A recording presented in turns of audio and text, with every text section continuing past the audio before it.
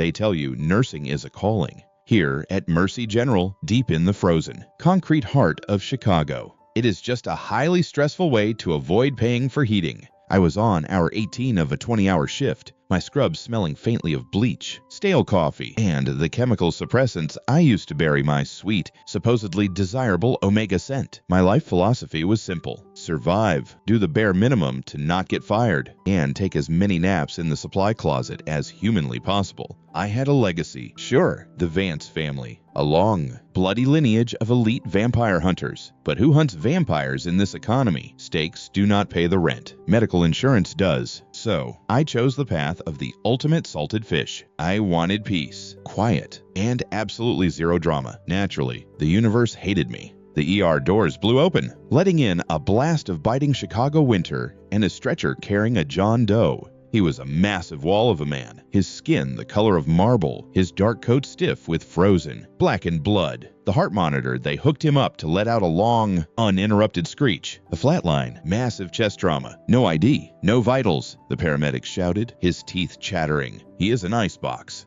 Dr. Sterling, an alpha who wore his arrogance like a cheap cologne, strutted over. He barely glanced at the massive wound tearing across the man's chest. He checked the monitor, then sneered, adjusting his designer glasses. Trash donor. He is clinically dead, and we are at capacity, Sterling said, waving his hand dismissively. Unhook him. Move him to holding until the morgue wagon gets here. Doctor, he is still physically intact, I muttered, leaning heavily against the counter. I did not want to argue. Arguing required energy I did not have. But the guy on the bed, he was not dead. I could feel it. The faint, humming static of dark magic prickled against my skin, waking up the dormant hunter instincts I tried so hard to suppress. Sterling turned his cold, alpha eyes on me. Did I ask for your medical opinion? Vance, you are an Omega nurse. Your job is to clean up, not diagnose. Do not waste a single drop of my O-negative blood bags on a corpse. Bag him. If you do not, I will write you up for insubordination. He stormed off, leaving me alone in the trauma bay with the screaming monitor and the giant,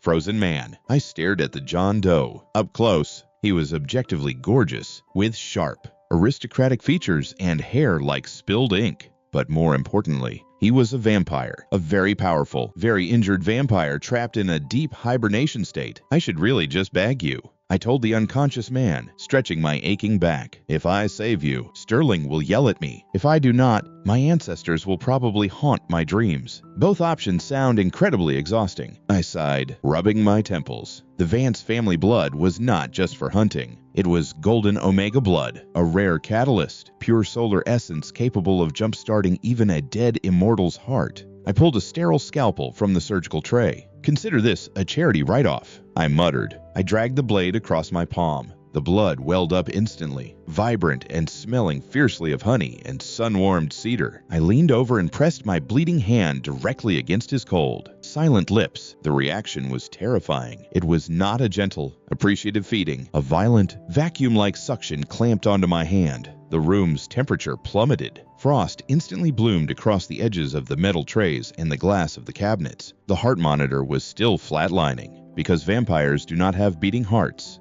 But the man on the table moved. His hand shot up, his fingers like icy iron locking around my wrist. He sat upright with a predatory grace, the medical wires tearing effortlessly from his chest. The jagged wound was already knitting itself together, silver scars forming over pale flesh right before my eyes. He inhaled sharply, dragging my suppressed scent deep into his lungs. When his eyes snapped open, they were not human. They were pools of glowing, violent crimson. He leaned into my space, the pressure of his aura hitting me like a freight train. It was the heavy, suffocating scent of a sovereign, an ancient emperor, waking up from a slaughter. My knees actually buckled. He did not let me fall. He held my wrists suspended, his crimson eyes locking onto mine with an intensity that burned. Mine? He rasped, his voice a dark, resonant hum that vibrated the very marrow in my bones. My brain completely short-circuited. Between the sudden blood loss, the 18 hours of exhaustion, and the terrifying realization that I had just hand-fed a vampire emperor, my carefully crafted salted fish persona fractured. Pure, primal hunter panic kicked in. I flinched and yanked my hand back. As I stumbled backward, my hand blindly scrambled into the deep pocket of my lab coat, reaching out of pure muscle memory for the one thing my grandmother told me to never leave home without. My fingers slipped. A solid, pure silver stake, intricately engraved with lethal holy runes, tumbled out of my pocket. It hit the floor. A sharp metallic clink bounced off the sterile tiles, echoing through the silent trauma bay. It was the loudest, most incriminating noise I had ever heard in my 24 years of life. The Emperor slowly, very slowly, lowered his gaze. He looked at the deadly, anti-vampire weapon resting casually near my worn-out sneakers. He stared at the silver stake. Then, he looked back up at me. His crimson eyes narrowed, a dark, calculating intensity replacing the hunger. The murderous pressure in the room spiked so hard, the overhead lights flickered. I froze. I was so getting fired, or eaten, probably both. With a perfectly straight face, I smoothly raised my foot and kicked the silver stake under the nearest medical cabinet. It slid completely out of sight with a soft, sliding noise. I wiped my bleeding hand on my scrubs, looked the undisputed Emperor of the Night dead in the eyes, and gave an awkward little wave. "Sorry about that," I said, keeping my voice entirely deadpan. "Cosplay prop. I was at an anime convention before my shift. Anyway, since you are clearly not dead and taking up a bed, I am going to go take my lunch break. Do not bleed on the sheets." I did not actually make it to the cafeteria. I got exactly 3 steps out of trauma room 4 before the temperature in the entire ER plummeted to Arctic levels. The heavy emergency doors slammed shut with a deafening crash, locking automatically. A layer of black frost crawled up the reinforced glass, sealing us in. The overhead lights flickered wildly before settling into a dim, ominous hum. In the hallway, doctors and nurses froze, their breaths turning into white plumes of vapor. Dr. Sterling, who had been marching back to yell at me for abandoning my post, stopped dead in his tracks, his alpha scent souring into pure, unadulterated terror. I slowly turned around. Silas Blackwood, the Emperor of the Night, stepped out of the trauma bay. He had discarded the blood-soaked coat and draped a standard-issue hospital blanket over his shoulders. Somehow, he made the cheap, scratchy cotton looked like a sovereign's cape. His crimson eyes swept over the terrified medical staff, dismissing them as easily as one dismisses dust. Then, his gaze locked onto me. "This facility is now closed," Silas announced, his voice a low, resonant baritone that bypassed my ears and vibrated directly against my spine. "And you are my nurse now." Dr. Sterling, trembling violently, tried to assert his fading alpha dominance. "You cannot do this. I am the chief resident. This is a hospital, not a place for this." Silas did not even look at him. He simply flicked his wrist. The air pressure in the hallway spiked so violently that Sterling was forced to his knees, gasping for breath as if an invisible hand were crushing his lungs. "I prefer quiet," Silas murmured. He looked back at me, a dangerous, mocking glint in his eye. "Show me to my room. Elias, preferably one without annoying insects. It is Julian." "Actually," I sighed, rubbing the back of my neck. I looked at the kneeling, choking Dr. Sterling, then back to the vampire emperor holding my workplace hostage. "And fine, but I am taking my lunch break in the room. I have a cold turkey sandwich that expires in 10 minutes. They gave him the presidential suite on the top floor, a room usually reserved for corrupt politicians and tech billionaires who funded the hospital's gala. It had a panoramic view of the Chicago skyline, a velvet sofa, and an espresso machine I fully intended to exploit. For the next 10 hours, I perfected the art of malicious compliance. Silas sat on the edge of the luxury hospital bed, radiating an aura of ancient, lethal power. I sat on the velvet sofa, eating my sad turkey sandwich and scrolling through my phone. "Are you not going to examine me?" Silas asked, his eyes narrowing. The heavy, suffocating scent of his aura filled the room, designed to force any lesser being into submission. "I am examining you," I replied without looking up from my screen. "You are sitting upright. You are speaking in full sentences. Your skin is regenerating at a cellular rate that defies modern science. Diagnosis is you are fine." My blood pressure could be erratic. I pulled up a random app on my phone, pointed the camera at him for 2 seconds, and a fake scanning noise beeped from the speaker. "The app says it is 120/80. Perfect. Congratulations. You are the healthiest undead guy in Chicago." Silas stared at me, genuinely baffled. For a millennium, beings had bowed, scraped, and bled for him. Alphas cowered at his feet. Omegas swooned or wept in fear. And here I was, a supposed bottom-tier Omega, treating him like a minor inconvenience at the DMV. In truth, my hunter instincts were screaming at me. The air was so thick with dark magic it felt like breathing underwater. But my exhaustion was stronger than my survival instinct. Panic required adrenaline, and my adrenal glands had filed for bankruptcy 12 hours ago. In a flash of movement, too fast for the human eye, Silas crossed the room. Suddenly, he was looming right over me, leaning down,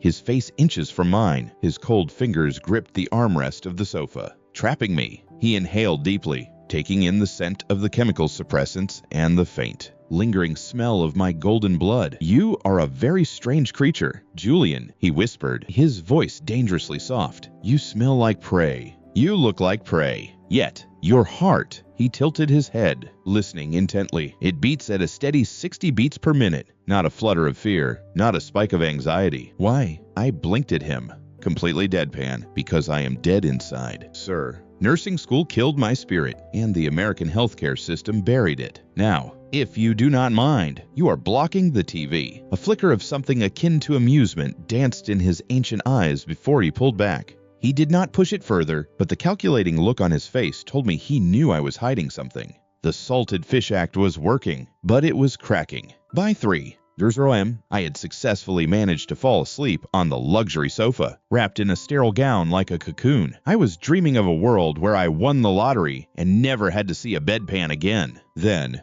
the sharp, metallic scent of fresh blood hit my nose. My eyes snapped open. I was on my feet before my brain even processed. I was awake. A syringe of holy water, already half drawn from my pocket. Hunter reflexes. I cursed internally and shoved the syringe back, replacing it with a roll of medical gauze. I marched over to the bed. Silas was sitting up. The lights dimmed. He had deliberately torn open the heavy bandages on his chest, reopening the massive wound I had healed earlier. Dark, semi-coagulated blood was dripping onto the $500 Egyptian cotton sheets. He looked at me, a smug, challenging smirk playing on his pale lips. He was testing me. He wanted to see if I would panic, if I would show my true colors, or if I would submit to his demands. I stood there for a long, heavy moment. I looked at his bleeding chest, then at the ruined sheets, and finally up at his smug face. I slowly let out a breath that contained every ounce of my suffering. I grabbed the heavy-duty medical stapler from the supply cart. I did not bother with anesthetic.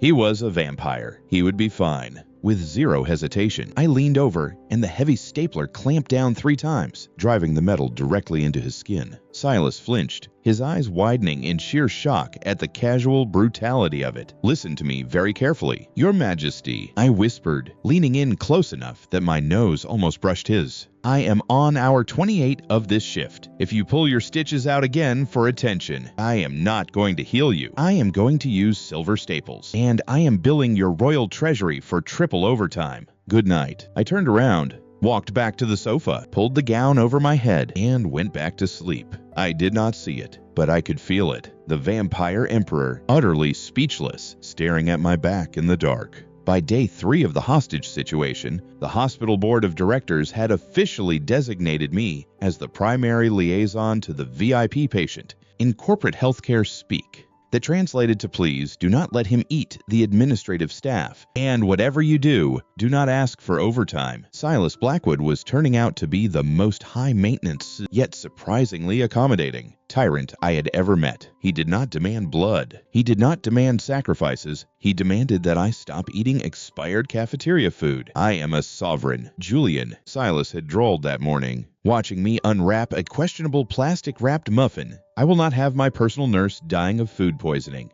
It reflects poorly on my reign." Within an hour, a Michelin-starred private chef was utilizing the hospital's sterile prep kitchen to make me Wagyu steak and truffle mashed potatoes. Furthermore, Silas had deemed my velvet sofa unacceptable for proper spinal alignment and had his guards haul in a custom, ergonomic, goose-down daybed. It was placed right next to the window, offering a perfect view of the rain-slicked Chicago streets. I was living the absolute peak of the salted fish dream. I got paid my regular hourly wage to nap on a cloud, eat 5-star meals, and occasionally hand a glass of water to an ancient vampire who spent most of his time reading Wall Street journals. Of course, The universe could not let me be happy for more than 72 hours. It happened at 2:00 a.m. Outside, a brutal thunderstorm was hammering the reinforced glass of the penthouse suite. I was dead asleep on my glorious daybed, swaddled in a cashmere blanket. Silas was awake, sitting in the velvet armchair across the room,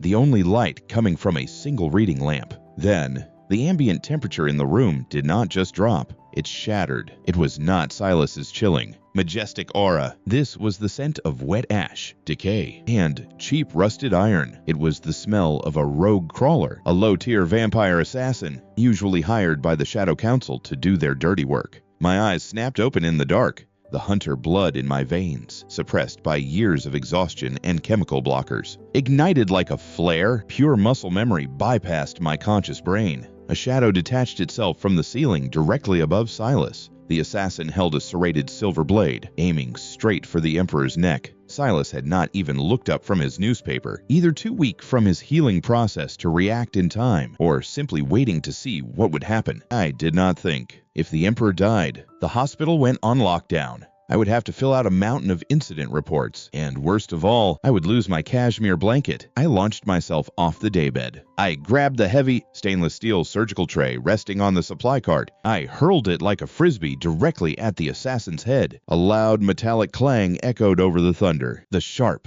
ringing impact of heavy metal against the assassin's skull threw his trajectory completely off. The rogue vampire grunted. He crashed onto the floor, rolling to his feet with a hiss, his red eyes locking onto me. He lunged. I did not retreat. I sidestepped his blade with a fluidity that no ordinary Omega possessed. My left hand grabbed a heavy-duty 50cc syringe filled with sterile saline from my pocket. As he overextended, I drove my knee into the back of his joint, forcing him down. In the same breath, I slammed the blunt end of the syringe directly into the nerve cluster at the base of his neck, applying a precise, paralyzing pressure point strike. The assassin collapsed like a puppet with cut strings, completely immobilized. Total elapsed time was 3 seconds. I stood over the paralyzed assassin, my chest heaving, the thrill of the hunt humming in my veins. Then, I slowly turned my head. Silas had lowered his newspaper. He was staring at me. His charcoal eyes were wide, glowing with a profound,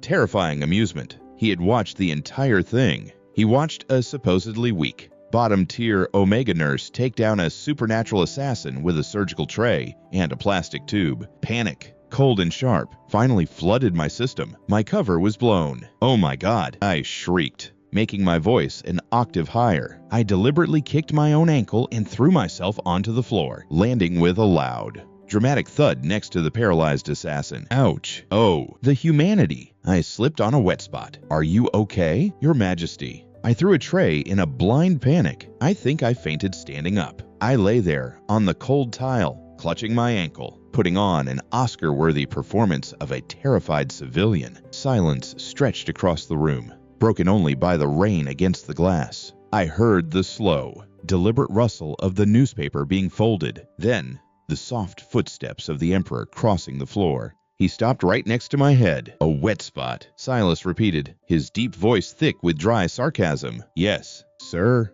The janitorial staff here is aggressively incompetent, I babbled, staring at the ceiling. I just panicked and threw things. Pure luck. I am very fragile. Silas did not answer. He smoothly reached down, grabbed the paralyzed assassin by the collar of his shirt, and casually tossed the 200-pound man out in the heavy oak doors to the guards waiting in the hallway. Dispose of that, he ordered. Before kicking the doors shut, he turned back to me. He crouched down gracefully, his face hovering just inches from mine. The scent of sun-warmed earth in ancient power wrapped around me, suffocatingly intimate. He reached out and gently brushed a stray lock of hair from my forehead. His fingers were cold, but his touch was surprisingly gentle. To my utter shock, Silas did not interrogate me. He did not demand to know about my combat skills. Instead, he simply let his head drop, resting his brow against the crook of my neck. My breath hitched. The Emperor of the Night was resting his weight on me. You can stop pretending, Julian, Silas whispered,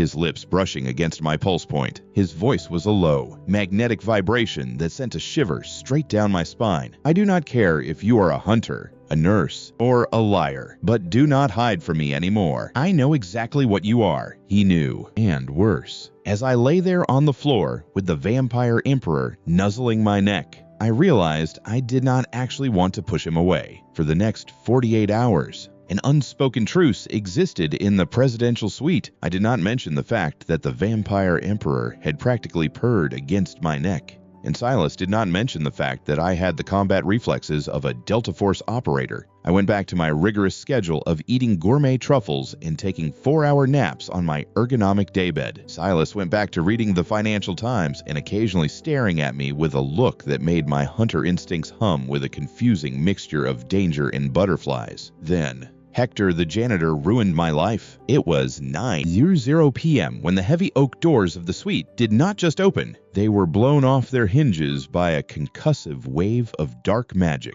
I bolted upright from my nap, a scalpel already palmed in my hand before I was fully conscious. 3 figures swept into the room. They did not wear hospital scrubs or tactical gear. They wore tailored, charcoal gray 3-piece suits, but they looked like they had just stepped out of a Victorian funeral. The temperature in the room plummeted, freezing the condensation on my half-empty glass of iced coffee. The Shadow Council, the ancient board of directors for the undead. Your Majesty, the leader said. He was a tall, skeletal vampire with eyes like crushed glass. He did not bow. We apologize for the intrusion, but we had to act swiftly. You are in grave danger. Silas did not even blink. He was sitting on the velvet sofa, casually stirring a cup of espresso. Lord Malachor, Silas said, his voice dangerously soft. You have exactly 3 seconds to explain why you have destroyed hospital property, or I will use your spine as a coat rack. Malachor sneered, his gaze snapping toward me. Because you are being manipulated. My emperor, we investigated the trauma bay where you were initially treated.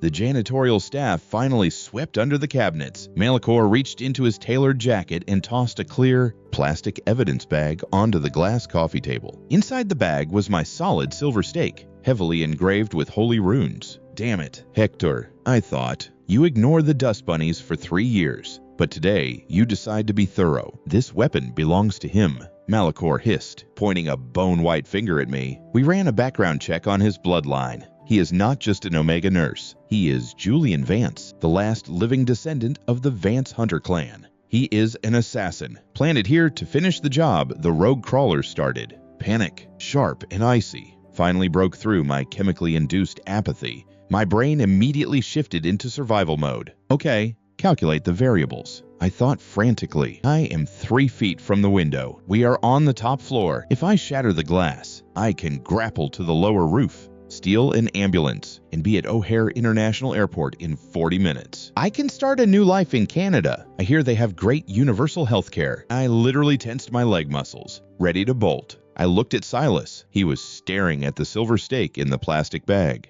He looked pale, still recovering from his near-death experience. If I ran, he would be alone with the council. These men did not just want me dead. They wanted to control the Emperor. They were the ones who likely hired the assassin in the first place. If I left, my comfortable pillow, my impossible, terrifying, quiet patient, would be completely surrounded by vipers. I slowly relaxed my legs. I let out a long, heavy sigh that perfectly encapsulated my hatred for the universe. Goodbye, Canada. I did not plant him here, I said, my voice dripping with pure exhaustion. I walked over and picked up the plastic bag. I dropped it because he startled me. And, for the record, if I wanted him dead, I would have just let Dr. Sterling throw him in the morgue on Tuesday. It requires 0 effort on my part. Silence, dog. Malachor roared. The air pressure spiked. A telekinetic force meant to force me to my knees. It never reached me. Silas stood up. He did not yell. He did not make a grand gesture. He simply released his aura.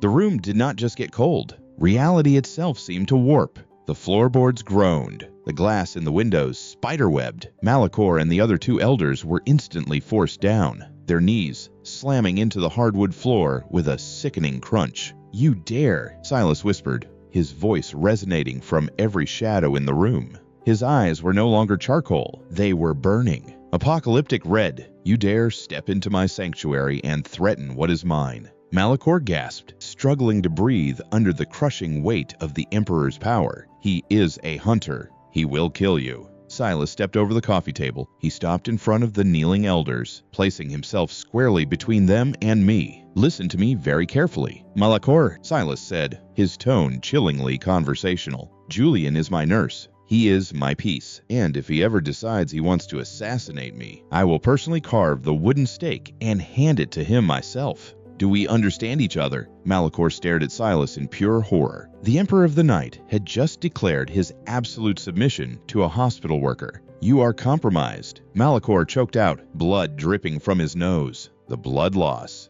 The Omega's scent. It has driven you mad. We cannot let you leave this room until you are purged of his influence. With a sudden, coordinated strike, the three elders crushed small obsidian stones in their palms. A dome of crackling, black energy erupted from the floor, expanding outward to coat the walls, the ceiling, and the windows. It was an ancient containment spell. Before Silas could rip their heads off, the three elders dissolved into black mist, slipping through the crack beneath the door, leaving the lockdown spell in place. Silence crashed back into the room. We were trapped. The penthouse had just become a vault. I looked at the shimmering black energy sealing the windows. Then, I looked at Silas. The glowing red faded from his eyes, replaced by a deep, weary darkness. He turned to face me. There was no more hiding. No more salted fish act. No more ignorant patient. So, I said, tossing the bagged silver stake back onto the table. I shoved my hands into my pockets and met the Emperor's gaze. I guess my cosplay excuse is not going to work anymore, is it? Being trapped in a magically sealed penthouse with the Emperor of the Night was surprisingly anticlimactic. Once the adrenaline faded and the reality of our situation set in, my body remembered that I was running on approximately 0 hours of actual REM sleep. However, sleeping was not an option anymore. Over the next 12 hours, Silas began to deteriorate, apparently warping reality, crushing the Shadow Council's elders, and sustaining a lockdown spell that blocked out the entire world took a massive toll on a body that was already recovering from near death. He did not complain. He just got quieter. His skin, usually the pristine color of moonlight, took on a translucent, fragile quality. The burning charcoal of his eyes dulled to a smoky gray. He spent most of the day sitting in the velvet armchair, staring out at the crackling, black energy that sealed the windows. It is called the torpor, Silas murmured, his voice lacking its usual resonant hum.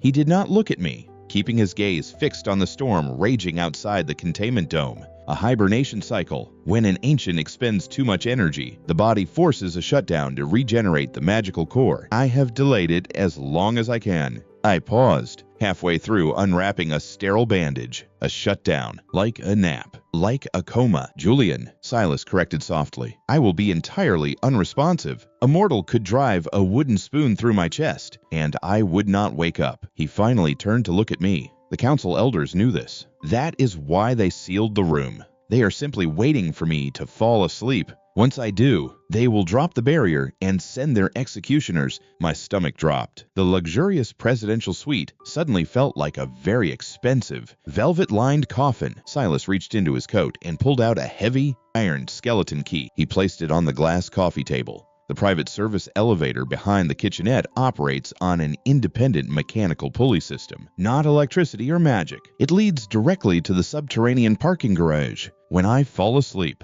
the lockdown spell will shatter. You will have a 3-minute window before they breach the floor. Take the key, take my car, go to Canada. I looked at the ancient key. Then, I looked at the vampire emperor. He was not ordering me. He was not playing games. He was giving me an out. For a millennia, this man had been surrounded by people who either wanted to use him, drain him, or kill him. His sudden, intense focus on me over the last few days was not just because I smelled good. It was because I was the only person in 1,000 years who had not asked him for anything. I just wanted a nap and a turkey sandwich. His pampering, the Michelin star food, the ergonomic bed was not the act of a tyrant building a cage. It was the clumsy, desperate attempt of a hopelessly lonely king trying to figure out how to make someone want to stay. I hate driving in the rain. I lied, my voice remarkably steady. I picked up the iron key and casually tossed it into the nearest biohazard bin. And I do not know the metric system, so Canada is out. Furthermore, my shift does not end until tomorrow at 7:00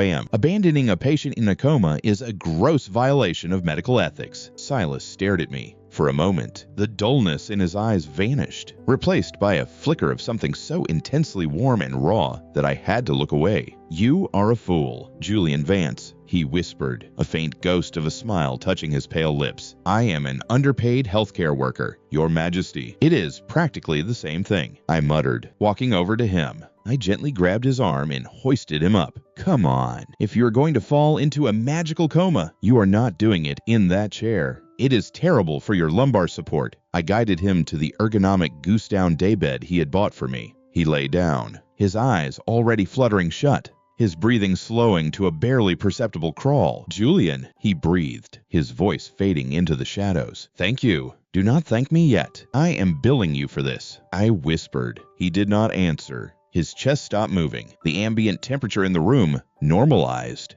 The crushing weight of the Emperor's aura vanished entirely. He was asleep. Almost instantly, the crackling black dome sealing the windows shattered with the sound of 1,000 breaking glass panes. The spell was broken. We were exposed. The hospital's emergency alarms instantly began to wail. Red lights strobed through the crack under the heavy oak doors. I could hear them. The heavy, thudding footsteps of boots echoing down the hallway. It was not just one assassin this time. It was a tactical strike team. The panic tried to rise in my throat, but I swallowed it down. The salted fish act was officially over. I took off my oversized, stained lab coat, revealing the fitted black scrubs underneath. I tied my hair back into a tight bun. From my pocket, I retrieved the solid silver, rune-engraved stake from the medical cart. I grabbed a heavy-duty Hunasissuring. I did not fill it with saline this time. I uncapped a vial of industrial-grade chemical coagulant, a substance that, if injected into a vampire's bloodstream,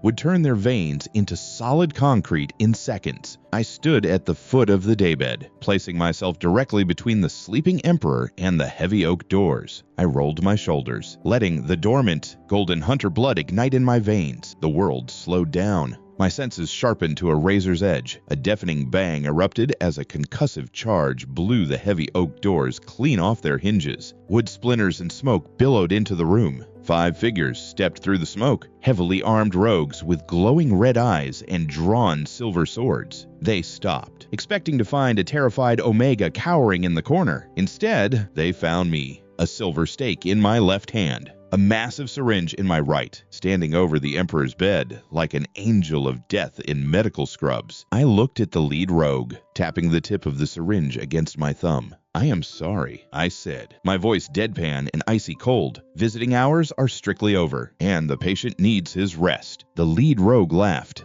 a harsh, grating sound. An Omega with a toy. How adorable. He lunged. I did not step back. I ducked under his wild swing, sliding perfectly into his guard. Vampires might have dark magic and super strength, but biomechanics are universal. A joint is a joint. An artery is an artery. I drove the heavy-duty needle directly into the junction of his femoral artery and depressed the plunger. 100 cc's of industrial coagulant flooded his system. His glowing red eyes went wide with shock as his blood literally turned into wet cement inside his veins. He dropped to the floor like a solid stone statue, completely paralyzed. "Next," I muttered, my voice deadpan. The other 4 hesitated, glancing at their fallen leader, then swarmed me all at once. I used the hospital environment to my advantage. I kicked the heavy, stainless steel medical cart directly into the knees of the second rogue, pinning him against the wall just long enough to drive the silver, rune-engraved stake straight through his third intercostal space, directly into his heart. The holy runes flared with blinding white light, and he turned into a pile of ash that rained down on my clean scrubs. 2 down, 3 to go. But I was still human, and I was running on caffeine and pure spite. I was fast, but they were supernaturally fast. The third rogue managed to slip past my guard, his silver blade clipping my shoulder. I hissed as the fabric tore, a shallow cut blooming across my collarbone.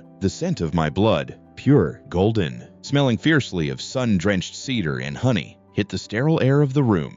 The 3 remaining rogues froze, their eyes flashing with a sudden, uncontrollable predatory hunger, but they were not the only ones who smelled it. Behind me, The ambient temperature in the presidential suite plummeted to absolute zero. The glass of the shattered windows frosted over instantly, freezing the rain mid-air. The three assassins slowly backed away, the hunger in their eyes instantly replaced by primal, suffocating terror. I glanced over my injured shoulder. Silas Blackwood was standing up. He should not have been able to move for a week. But the scent of my spilled blood had bypassed the magical torpor entirely. His eyes were not smoky gray anymore. They were apocalyptic, burning red, glowing with a rage that actually warped the air around him, creating a visible distortion field. He did not walk. He simply appeared in front of me, placing his massive frame entirely between me and the assassins. "You made him bleed," Silas whispered. His voice did not just echo in the room. It vibrated in my teeth and rattled the medical instruments on the trays.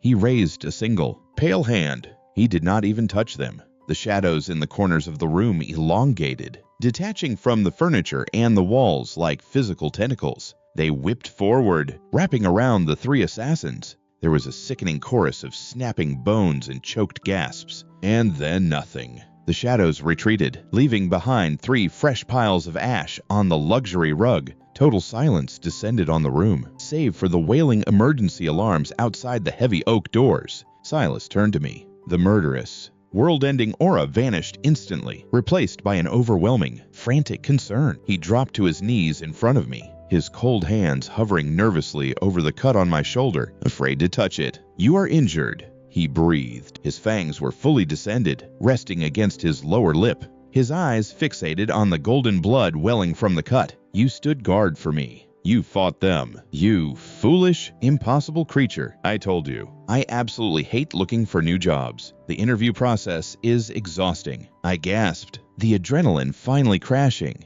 My knees buckled, and I swayed forward. Silas caught me effortlessly, pulling me against his broad chest. His scent, ancient earth, ozone, and dark power, wrapped around me like a heavy, protective blanket. "I am going to mark you, Julian," Silas said, his voice a low, possessive rumble that sent a shiver straight down my spine. It was not a question, but it was not a threat either. It was a vow. "I am going to put my venom in your veins. It will heal this wound instantly, and every creature in the Night Realm will know that your soul belongs to the Emperor. They will never dare look at you again." He tilted my head to the side, exposing the sensitive skin of my neck and my scent gland. His breath was freezing against my skin. I could feel the sharp, lethal points of his fangs brushing against my pulse. I reached into my scrub pocket. "Wait," I croaked. Silas paused immediately, his eyes flashing with a brief moment of panic, terrified that I was rejecting him. I pulled out a small, square foil packet. I tore it open with my teeth and pulled out a sterile, 70% isopropyl alcohol prep pad. I reached up and firmly wiped the alcohol pad across Silas's extended fangs. Silas froze. The Emperor of the Night, the most feared predator in the Western Hemisphere, went completely cross-eyed, trying to look down at the wet wipe scrubbing his teeth.